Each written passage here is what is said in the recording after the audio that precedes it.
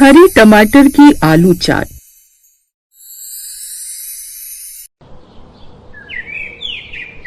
भाई, जो मजा ठंड के मौसम में सब्जियां खाने का आता है ना, वो किसी मौसम में नहीं आता। मतलब कितनी तरह की बढ़िया बढ़िया सब्जियां आती हैं। आजकल मार्केट में देखकर दिल हरा भरा हो जाता है। हाँ, तो इतना ही शौक है ना सब्जियां खाने का, तो अब ये लीजिए ठेला और बाहर जाकर कई तरह की कोई सब्जियां मिल रही हैं तो वो ले आइए। लेकिन हाँ, ठीक भाव से लेकर आना, लुट कर मत आ जाना। पिछली बार भी गए थे तो 80 रुपए के प्याज उठाकर ले आए थे, जबकि बाजार में उसका भाव 40 चल रहा था। अरे वो तो इसलिए क्योंकि उस वक्त मेरे एक दोस्त का फोन आ गया था मुंबई से, तो वो कह रहा था कि उसने प्याज वहां पर 100 रुपए के खरीदे, तो मुझे लगा यहाँ सस्ते होंगे। अरे वो मुंबई शहर है और ये जयपुर, और तुम्हारा दोस्त है ना, तो जरूर तुम्हारी तरह ही होगा, कोई भी बेवकूफ बनाकर चला जाता है। तभी शर्मा परिवार की बहू निहारिका चाय लेकर आती है। अरे अरे मम्मी जी, पापा जी, आप दोनों लड़िए मत, और ये लीजिए गर्मा गर्म चाय पी लीजिए। ला बहू, एक तो ही समझदार है इस घर में। हाँ हाँ, हम सब तो गवार बैठे हैं ना, पूरी उम्र निकाल दी हमने, लेकिन कभी लुट कर नहीं आए। अरे लुट तो मैं उसी दिन गया था जब मेरा तुमसे ब्याह हुआ था। हाँ, तो मेरे कौन से भाग खुल गए थे तुमसे ब्याह करके, तब से लेकर आज तक काम करवा कर हालत खराब कर दी मेरी। अरे आप लोग शांत हो जाइए। अब देखिए, आप लोगों की बहसबाजी में चाय भी ठंडी हो गई। मैं एक बार फिर गरम करके लाती हूँ। कुछ देर बाद निहारिका फिर से चाय गरम करके लाती है, जिसे पीने के बाद राम सिंह बाजार चले जाते हैं और वहाँ से अलग अलग तरह की सब्जियां खरीद कर ले आते हैं। क्या कहा पापा जी, आप 600 रुपए की सब्जियां लाए हैं? ये इतनी महंगी? कहा था ना, ये हमेशा लुट कर आते हैं, इन्हें किसी भी चीज की कोई समझ नहीं है। अरे बहू, तेरी सास की तो आदत है चिक चिक बाजी करने की। तू एक काम कर, तू ना इन सब्जियों को ले जा और किचन में रख दे। पापा जी, मैं क्या कह रही हूँ, आज न ठंड है और ऐसे में गर्मा गर्म सूप पिया जाए तो मजा आ जाए। सूप? वाह वाह वाह बहू, तूने तो कॉलेज के दिन याद दिला दिए। जा बना कर ले आ। बहू, अगली बार तू ही सब्जी ले आना। ठीक है माँ जी, और पापा जी आप चिंता मत कीजिए, मैं अभी गूगल पर देख कर ना इनका बढ़िया सा सूप बना लाती हूँ। ऐसा कहकर निहारिका किचन में चली गई। दरअसल उसे तरह तरह की डिशेस बनाने का बड़ा शौक था, इसलिए उसने अपने किचन में एक छोटा टीवी भी लगवा रखा था, जिस पर वो नई नई रेसिपी देखा करती। कुछ देर बाद वो सब्जियों का सूप बनाकर ले आई, जिसे पीते ही सबके मुंह बन गए। सत्यानाश जाए इन मुए रेसिपी शो बनाने वालों का। उनके चक्कर में हम पर एक्सपेरिमेंट करती फिरती है।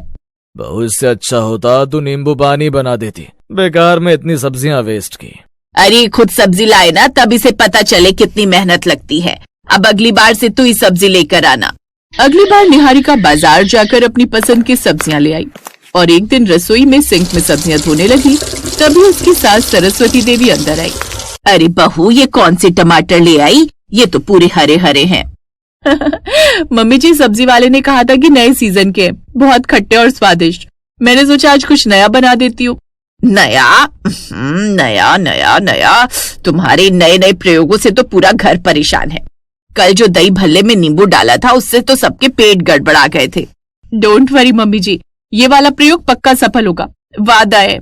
सरस्वती तो मुंह बनाकर वहां से चली गई, लेकिन निहारिका तो अपनी बात पर अड़ी रही। अरे, मैं हरी टमाटर की ऐसी खट्टी मीठी आलू चाट बनाऊंगी कि सब खाते ही रहेंगे। लोग एक बार खाएंगे ना तो बार बार याद रखेंगे। तभी उसका देवर भागते हुए वहां आया। भाभी, भाभी बचाओ। ये निहारिका का देवर रोहन था, जिसके पीछे उसकी ननद नीलू घूम रही थी। मैं इसको छोड़ूंगी नहीं, फ्रिज में रखी मेरी चॉकलेट खा गया कमबख्त। अरे ये क्या भाभी, आज फिर कुछ नया बना रही हो क्या? इस बार कौन से प्रयोग का शिकार होंगे हम? हाँ, लेकिन तुम लोग कम से कम बनने तो दो। बस भाभी, ध्यान रहे पिछली बार जब आप पाव भाजी ट्राई कर रही थी ना, वैसा ना हो उस दिन की तरह कहीं हमें मैगी ऑर्डर ना करनी पड़े। निहारिका ने रोहन को आंख दिखाई। ओए, मैं इतनी भी खराब कुक नहीं हूँ, अब तुम दोनों जाओ और मुझे डिस्टर्ब मत करो। वो दोनों वहां से चले गए। हे भगवान, अब बस किसी भी हालत में ये चाट अच्छी बननी चाहिए, मेरी इज्जत का सवाल है। निहारिका के किचन में एक छोटा सा टीवी लगा हुआ था, जिसमें कुकिंग शो चल रहा था और शो में एंकर बता रहा था, दोस्तों, हरे टमाटर की चटपटी चाट हर किसी को पसंद आएगी, बस थोड़ा सा मिलाएं प्रेम और चुटकी भर विश्वास। निहारिका ने टीवी की तरफ उंगली उठाकर कहा, देखा, यही तो मैं भी कह रही हूँ। तभी सरस्वती देवी रसोई में पानी का ग्लास लेने आई।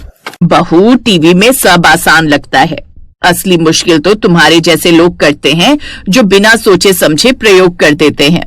देख लेना मम्मी जी, आज इतना स्वाद बनेगा कि आप उंगलियां चाटती रह जाएंगी। अब निहारिका ने प्याले में उबले हुए आलू डाले, हरे टमाटर काटे, मसाले मिलाए, मिर्च, नमक, चाट मसाला, काला नमक आदि सब मिला दिया। इसके बाद खट्टे टमाटर की खुशबू रसोई में फैलने लगी। तभी अचानक बाहर से दरवाजा खुला। निहारिका की जेठानी शालिनी अपने बच्चों के साथ आ गई। अरे वाह निहारिका, कुछ खास बना रही हो क्या? लगता है हम सही समय पर आए हैं। हे भगवान, अब इतने सारे लोगों को खिलाना पड़ेगा। निहारिका की जेठानी का घर वहां से कुछ दूरी पर ही था और वो अक्सर मौका मिलता तो वहां आ जाती है। भाभी, आज हमारे यहाँ पर ना हरे टमाटर की आलू चाट बन रही है। हैं? हरे टमाटर की आलू चाट? ये तो कभी सुना नहीं। बच्चे खाएंगे भी कि नहीं? बेचारों ने वैसे भी सुबह से कुछ नहीं खाया है कि चाची के घर जाएंगे वहीं कुछ खाएंगे, लेकिन नाम सुनते ही बच्चों का तो जैसे मुंह ही बन गया। अरे मैं तो पहले ही कह रही थी कि इसे ये सब एक्सपेरिमेंट मत कर, लेकिन ये आखिर सुनती कहाँ है। हर बार नई नई डिश बनाकर हम पर एक्सपेरिमेंट करती रहती है। कितनी बार कहा है इसे ये सब एक्सपेरिमेंट अपने मायके जाकर करा कर। बड़ी बहू, चल तू अब आई है तो चलकर मेरी साड़ियां प्रेस कर दे। छोटी बहू को तो फुर्सत ही नहीं है इन सब से। अच्छा चलिए ठीक है माँ जी। सरस्वती अपनी ढेर सारी साड़ियां उसे पकड़ा देती है। घर पर बच्चों के लिए कुछ इवनिंग स्नैक ना बनाना पड़े उससे बचने के लिए तो मैं यहाँ आ गई, लेकिन यहाँ तो माँ जी ने हफ्ते भर की साड़ियां थमा दी। इधर किचन में खड़ी निहारिका खुद से कहती है, ये मम्मी जी तो मेरी चीजों में कमियां ही निकालती रहती हैं। एक तो इतनी सारी मेहनत करके इनके लिए नई नई डिश बनाओ, ऊपर से इनकी बातें सुनो। तभी प्याज काटते हुए उसकी आंखों से पानी बहने लगता है। अरे पगली, तू तो रोना ही शुरू कर दी। सब मजाक करते हैं। तू देखना, चाट तेरी बनाई हुई सबको पसंद आएगी, सब खुश हो जाएंगे। अरे रो कौन रहा है? वो तो मैं प्याज काट रही हूँ। कुछ ही देर में उसकी हरे टमाटर की आलू चाट बनकर तैयार हो गई। अमित ने एक चम्मच चाट चखी और अगले ही पल वो चौंक गया। अरे वाह, ये तो सच में मस्त है। हाँ, मुझे तो ये बड़ी टेस्टी लगी है। कुछ देर बाद निहारिका सबके लिए चाट लेकर आई, जिसे खाते ही सब बड़े खुश हो गए। वाह भाभी, ये तो एकदम स्टॉल वाला फ्लेवर है। भाभी, ये तो एकदम खट्टा मीठा धमाका है। अरे वाह, बच्चों ने भी एकदम से चट कर दी। तभी उसके सास ससुर भी उसकी तारीफ करने लगे। अब पड़ोस वाली शकुंतला काकी थी, जो हर घर के मसले में नाक घुसाने में माहिर थी। मैं तो बाहर टहल रही थी, तभी मुझे चाट की खुशबू आई। सोचा कि शर्मा जी के घर से ही आ रही होगी। हाँ हाँ, आप बैठिए, मैं अभी ला देती हूँ। और अगले दिन तक ये बात काकी ने पूरे मोहल्ले में फैला दी। कुछ ही घंटों में 10-15 महिलाएं घर आकर मांगने लगी, निहारिका हमें भी रेसिपी बता दो ना। हम भी बनाएंगे, आप चाहो तो 1-1 घंटा कुकिंग क्लास हमारे घर पर आकर दे दो और बदले में हमसे फीस ले लेना। ये सुनकर निहारिका और सभी ससुराल वाले बड़े खुश हुए और अगले दिन से निहारिका ने अपने मोहल्ले में कुकिंग क्लासेस देनी शुरू कर दी।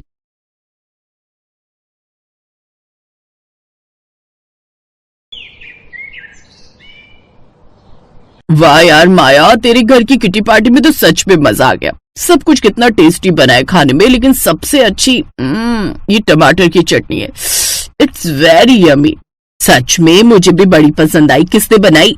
ये टैलेंट तो मेरी बहू में है। बड़ी टैलेंटेड है, कुछ न कुछ ट्राई करती रहती है। सच में कनिका, टैलेंट तो है। माया, अपनी बहू से कहकर थोड़ी चटनी मेरे घर के लिए भी पैक करवा दे। कम से कम मेरी बहू भी इसे खाकर कुछ चटनी बनाना सीख ही जाए, वरना उसे तो रील्स बनाने के अलावा और कुछ नहीं आता। हाँ, मैं अभी कनिका बहू को बोल देती हूँ। माया कनिका को कहकर टमाटर की चटनी एक डब्बे में रखवा देती है। उसके हाथ की बनी चटनी सबको बड़ी पसंद आती है। पूरी किटी पार्टी में तो उसके हाथों की बनी चटनी की ही तारीफ हो रही थी। कनिका को भी अपनी तारीफ सुनकर बड़ा अच्छा लग रहा था।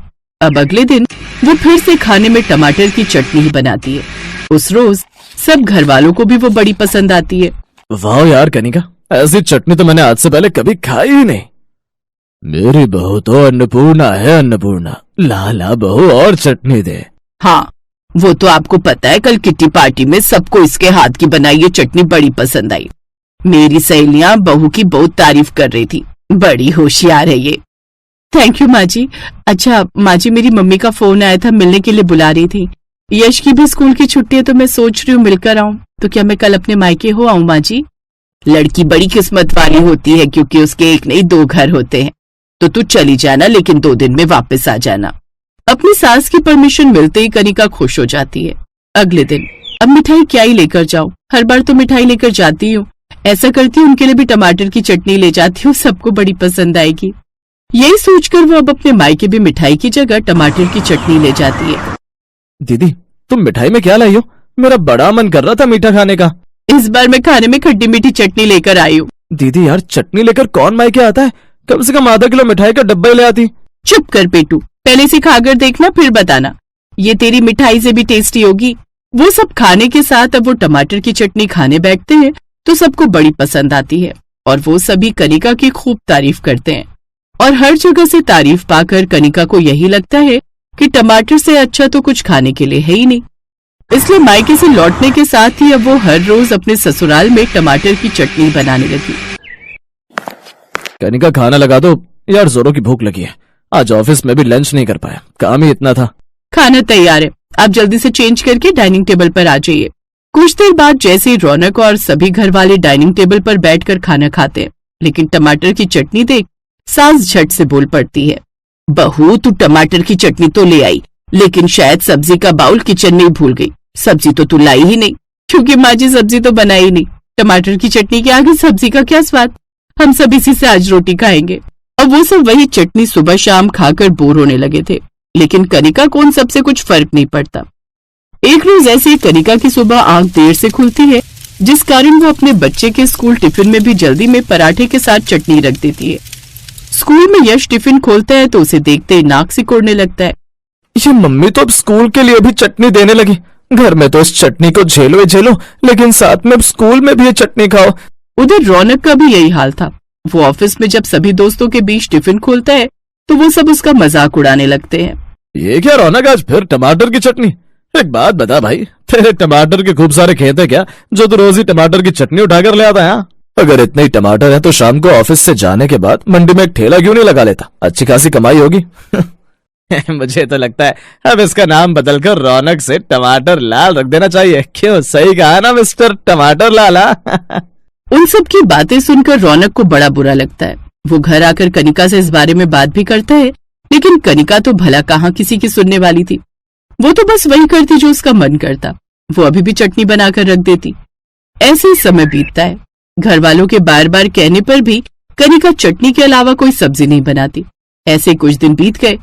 फिर एक रोज जब कनिका बाथरूम से नहाकर निकलती है तभी उसका पैर फिसल जाता है और वो नीचे गिर जाती है और उसके पैर में चोट आ जाती है। फिर डॉक्टर को बुलाया जाता है। इनके पैर में फ्रैक्चर है और अब इन्हें कम से कम 1 महीने तक बेड रेस्ट पर रहना होगा। कनिका बेड रेस्ट पर ही रहती है और रसोई की कमान आ जाती है अब सास माया के हाथों। माया मन ही मन सोचती है, जब कोई बार बार गलत करता जाता है तो भगवान खुद सबक सिखाने का एक मौका देता है और अब ऊपर वाले ने मुझे वो मौका दिया है कि मैं इसे वो सबक सिखाऊं। बड़ा शौक है ना इसे चटनी खिलाने का, अब इसका ये शौक पूरा करती हूँ मैं। अब माया बाकी सभी घर वालों के लिए तो सब्जी बनाती, लेकिन कनिका को तो वो तीनों वक्त टमाटर की चटनी के साथ ही रोटी खाने को देती। ले बहू खाना खा ले, फिर दवाई भी तो खानी है, ब्रेड और टमाटर की चटनी है। जी माँ जी। फिर दिन के समय, ले बहू थोड़ा पुलाव बनाए और साथ में टमाटर की चटनी। सास तीनों वक्त बहू को बिस्तर पर खाना दे जाती। खुद तो बाहर सब बैठकर सब्जी खा लेते, लेकिन कनिका को मिलती तो बस टमाटर की चटनी। ऐसी रात के समय, बहू खाना खा ले, क्या बनाया माँ जी? तेरी फेवरेट टमाटर की चटनी और रोटी। खाना देकर सास कमरे से चली जाती है और बिस्तर पर बैठी कनिका मन ही मन सोचती है, हे भगवान, आज फिर टमाटर की चटनी। इतनी चटनी खाकर कहीं मेरी चटनी ना बन जाए। अब कहीं ना कहीं वो खुद ही वो चटनी खा खाकर बोर हो गई थी और हार थक कर एक दिन उसने कहा, माँ जी फिर से टमाटर की चटनी? नहीं माँ जी, रहम कीजिए मुझ पर, अब तो मुझे कोई सब्जी खाने को दे दीजिए। पिछले 20 दिन से लगातार सुबह शाम में यही खा रही हूँ, अब मैं थक चुकी हूँ इसे खा खा कर। यही तो बहू हम भी तुझे समझाना चाहते थे, हम कितने दिनों से ये चटनी खाकर थक चुके थे। बहू, कोई भी चीज है वो एक सीमा तक ही ठीक लगती है, अगर उसकी अति हो जाती है ना तो वो अच्छी चीज भी बेकार लगने लगती है। अब कनिका को अपनी गलती का एहसास होने लगता है और वो सबसे माफी मांगती है, मुझे माफ कर दो माँ जी, अब मुझे समझ आ गया कि कोई भी चीज एक हद तक ही अच्छी लगती है, इसलिए अब मैं टमाटर की चटनी तो बनाऊंगी, लेकिन हफ्ते में बस एक बार, बाकी दिन हम सब्जी खाया करेंगे। ये सुनकर सभी घर वाले खुश हो गए कि देर से ही सही, लेकिन कम से कम उसके दिमाग में ये बात आई तो सही। अब कनिका हर रोज अलग अलग तरह की सब्जियां खाने में बनाती। एक ही जैसी चीज रोज परोसने से स्वाद भी बोझ बन जाता है। बदलाव जितना जरूरी जिंदगी में है उतना ही जरूरी थाली में भी है। इसलिए हर रोज कुछ अलग बनाइए और अपने परिवार को खिलाइए, क्योंकि एक गृहिणी अपने परिवार को खाने के साथ साथ अपना प्यार भी परोसती है।